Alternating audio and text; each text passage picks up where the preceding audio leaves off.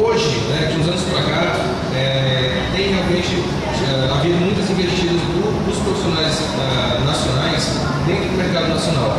Você vê hoje, você vir nas livrarias, materiais como o Zorro, o Gustavo Neto, o Danilo Perruz produzindo o Necronauta, e vários, e Esho do Laudo e do Omar, né? Ou seja, tem vários materiais nacionais produzidos para o mercado nacional. Eu acho que o que talvez esteja faltando é um lado que o Maurício tem de sobra. Ele tem um lado artístico muito forte, mas ele tem também um lado comercial muito forte, um lado empresarial, empreendedor, né? Então, Maurício ele era repórter, né? E começou com o Migu, né? Foi a primeira tira que ele escreveu, um jornal de Mogi das Cruzes, né? No interior de São Paulo. E hoje o Maurício está publicando em mais de 30 países do mundo inteiro, né? A Turma da Mônica. Então ele tem um lado empreendedor muito forte, que normalmente não está muito associado ao artista, né? O artista normalmente não tem esse lado empreendedor. Então, o que está faltando realmente, uma das coisas, não só essa, mas uma das coisas que realmente precisa acontecer para que haja no mercado nacional é haver esse lado empreendedor por parte dos artistas, que não sejam os artistas que façam, mas criar-se um conjunto, um grupo, para que possa existir esse lado empreendedor e poder lançar tanta matéria bacana que existe por aí. Há uma espécie de comodismo das editoras. Pode-se dizer que basicamente as editoras que existem no Brasil publicam quadrinhos, publicam também livros. Editoras como a Panini, elas não podem ser chamadas de editoras. No Brasil não, elas são republicadoras. Elas simplesmente republicam o que é produzido para o mercado americano, o que é produzido em termos de mangá para o mercado japonês. Há pouca coisa a ser dita de publicações por meio da Panini. E a exceção dentro da Panini é o próprio Maurício de Souza, já citado aqui na mesa.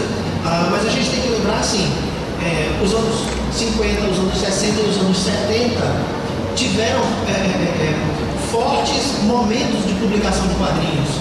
O Brasil já teve revistas nacionais produzidas até o número 167, como a revista Águia Negra, a revista do Vigilante Rodoviário, o Raio Negro chegou a ter 30, 60 exemplares, coisa absurda hoje em dia, em termos de publicação nacional.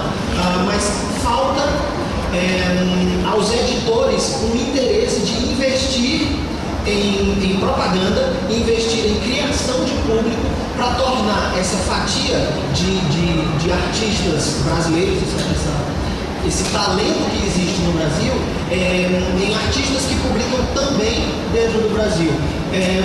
Os artistas que nós vimos aqui hoje passar por essa mesa são artistas excelentes, artistas que estão publicando fora do Brasil, muitas vezes por falta de opção, porque no Brasil não se paga por página o mesmo valor que se paga no mercado americano ou no mercado europeu.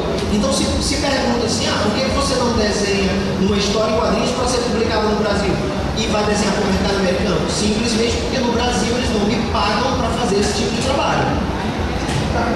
Sem contar que, se você for considerar para a Panini, é mais barato publicar Superman, até custo-benefício, né? O Superman o Batman, porque até esquecendo um pouco a questão do custo-benefício, às vezes é mais barato eu pegar aquele trabalho, né, que já vem editado, bonitinho, né, e republicar, como você falou, porque não existe edição, existe, claro, trabalho meio de edição, né, de texto também, mas pegar aquele trabalho às vezes é mais barato do que o cara ter que pagar um artista para fazer tudo do zero, né, e tem o risco ainda de não vender, de encalhar, ter um preconceito próprio, não sei. Eu vou emendar até com outra coisa, tá? Publicação no Brasil existe, o pessoal faz, né? A gente tem um mercado independente, não sei se eu posso chamar de mercado, mas a gente tem essa produção independente que ela movimenta muito. Eu que caço muita coisa na internet, eu vejo que muita coisa é feita, coisa de qualidade que às vezes não chega em grande nível. Eu estava conversando com o pessoal de Limoeiro lá em casa, tem um trabalho nacional que eu acho fantástico e que eu acho que pouca gente vai ler, e eu fico triste, que é o Encantarias, lá do Pará. Vocês conhecem? Não sei se vocês conhecem,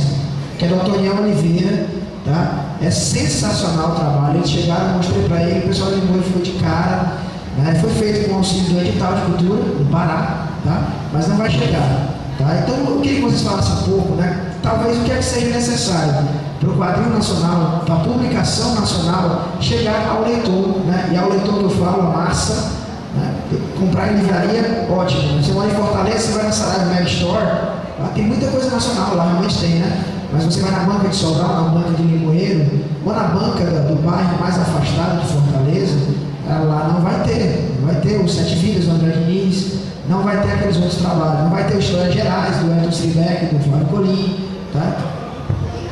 E a distribuição em Fortaleza, que é a cidade onde eu moro, a distribuição da Panini é tão ruim que próximo dos grandes colégios, que seriam um ponto de venda óbvio para qualquer iniciante, para qualquer aprendiz de marketing ou de venda, uma banca próximo a um colégio gigantesco não tem revistas do Homem-Aranha.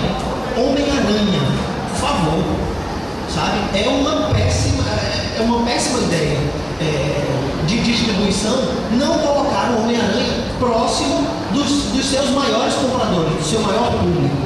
Vender pressupõe que você cria um produto e você vai disponibilizar o produto no lugar onde o comprador está. Isso não está acontecendo com o quadrinho. E olha só, a gente está falando do Homem-Aranha. O Homem-Aranha está tão mal distribuído que não consegue chegar nas bancas perto de colégios. Pelo amor de Deus, os caras das bancas estão vendendo cigarro e chiclete, é o que mais vende. Pelo amor de Deus, banca de revista tem que vender revista. E vou mais além. Acho que o pensamento tem que ser colocar a revista na banca de revista, colocar a revista na farmácia, colocar a revista no supermercado, colocar a revista em lugares, lojas de conveniência, posto de gasolina, todos os lugares que sejam possíveis de encontrar público.